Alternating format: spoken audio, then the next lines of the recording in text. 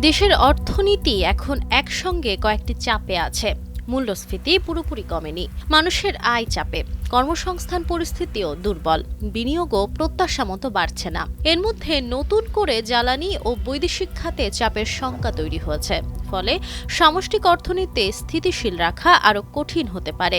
এ অবস্থায় নতুন সরকারের সামনে মূল প্রশ্ন একটাই, কোন সমস্যাকে আগে অগ্রাধিকার দেওয়া হবে? মূল্যস্ফীতি, কর্মসংস্থান, ব্যাংক খাত নাকি জ্বালানি? সব মিলিয়েই এখন বাংলাদেশের অর্থনৈতিক অবস্থা সংকটে আছে দেশের আর্থিক খাত। একই সময়ে মূল্যস্ফীতি 8%-এর ওপরে, যা মানুষের ক্রয় ক্ষমতা কমিয়ে দিয়েছে। এতে সবচেয়ে ক্ষতিগ্রস্ত হয়েছে নিম্ন আয়ের মানুষ।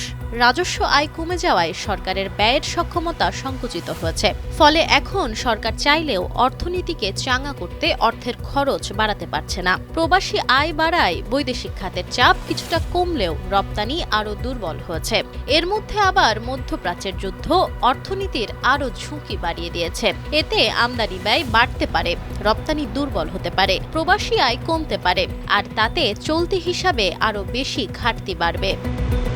সব মিলিয়ে অর্থনীতি আগে থেকেই সমস্যায় ছিল নানা ধরনের কাঠামোগত দুর্বলতা, আর এখন সেই অর্থনীতি আরো গভীর সংকটে পড়তে যাচ্ছে। বিশ্লেষকরা বলছেন, এই অবস্থায় স্থিতিশীলতা ফেরাতে, আস্থা পুনরুদ্ধার করতে, বেসরকারি বিনিয়োগ বাড়াতে এবং অর্থনীতিকে আরো টেকসই রাখতে একটি সুসংগঠিত সামষ্টিক অর্থনৈতিক স্থিতিশীলতা কৌশল দরকার, আর এর সঙ্গে প্রয়োজন কাঠামোগত সংস্কার। Nafisa Nowal, Times today.